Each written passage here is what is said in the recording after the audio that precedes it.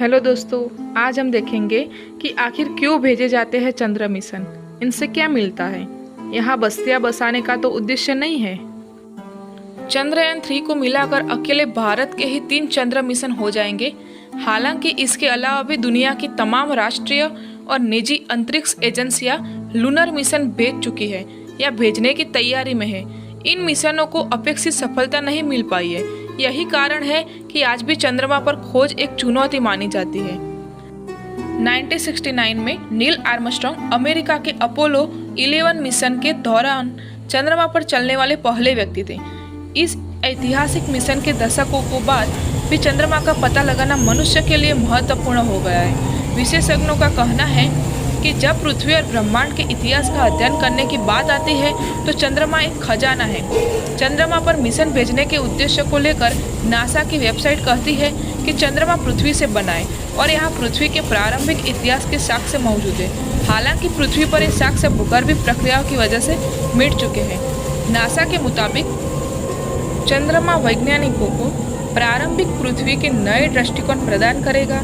पृथ्वी पृथ्वी-चंद्रमा प्रणाली और सौर मंडल कैसे बने और विकसित हुए जैसे सवालों के जवाब वैज्ञानिकों को मिल सकते हैं। इसके साथ ही पृथ्वी के इतिहास और संभवतः भविष्य को प्रभावित करने में क्षुद्रग्रह प्रभावों की भूमिका के बारे में भी पता लगाया जा सकता है।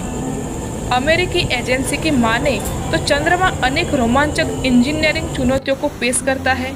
यह जोखिमों को कम करने और भविष्य के मिशनों की उत्पादकता बढ़ाने के लिए उड़ान क्षमताओं, जीवन समर्थन प्रणालियों और शोध तकनीकों का परीक्षण करने के लिए एक उत्कृष्ट जगह है। चंद्र मिशनों से मनुष्य को क्या हासिल होगा?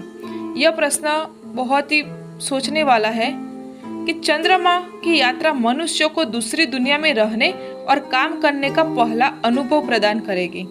यात्रा हमें अंतरिक्ष के तापमान और चरम विकिरण की उन्नत सामग्रियों और उपकरणों का परीक्षण करने की अनुमति देगी।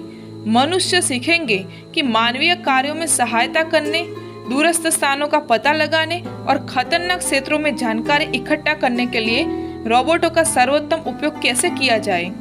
नासा कहता है कि चंद्रमा पर सफलतापूर्वक उपस्थिति स्थापित करके मनुष्य पृथ्वी पर जीवन को बढ़ाएंगे और अपने सौर मंडल के बाकी हिस्सों और उससे आगे का पता लगाने के लिए तैयार होंगे।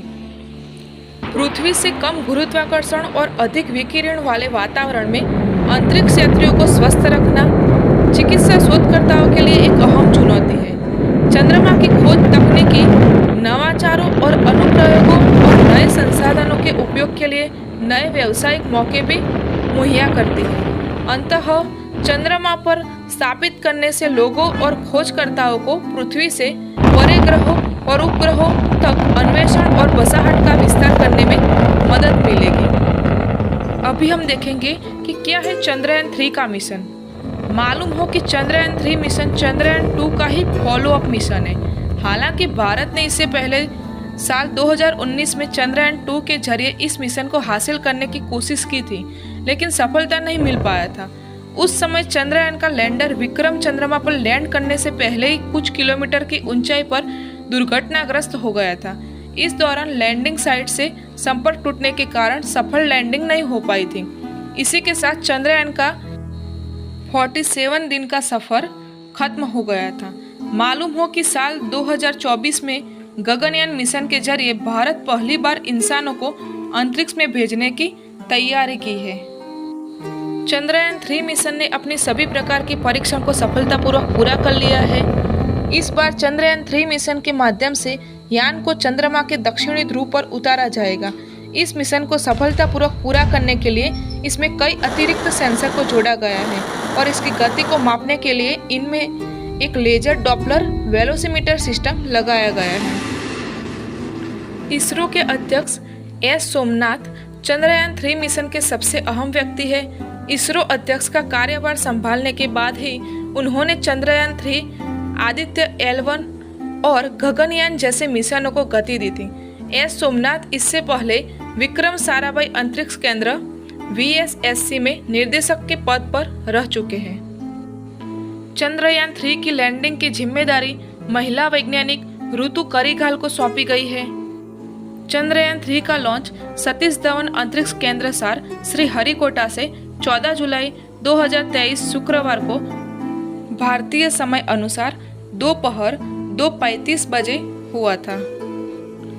इसरो के अध्यक्ष एस सोमनाथ ने कहा है कि चंद्रयान 3 के 23 अगस्त 2023 को चंद्रमा के सतह पर सॉफ्ट लैंडिंग करने की उम्मीद है।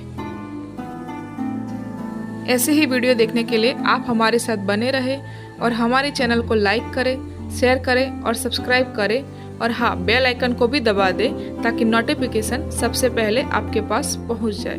Thank you.